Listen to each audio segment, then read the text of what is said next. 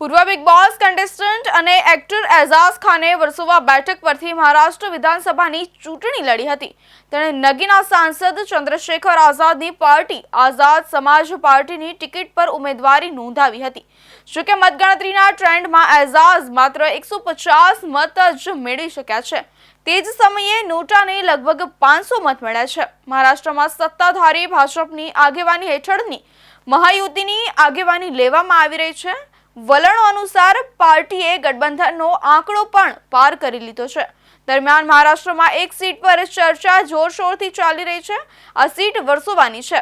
પોતાને મુંબઈના ભાઈજાન ગણાવતા એઝાઝ ખાનની ડિપોઝિટ પણ જપ્ત થઈ ગઈ છે. 56 લાખથી વધુ સોશિયલ મીડિયા ફોલોઅર્સ ધરાવતા એક્ટર એઝાઝ ખાન ચૂંટણીમાં ખરાબ રીતે હાર્યો છે. આ બેઠક પરથી કુલ 16 ઉમેદવારો મેદાનમાં છે. આ બેઠક પરંપરાગત રીતે કોંગ્રેસનો ગઢ માનવામાં આવે છે.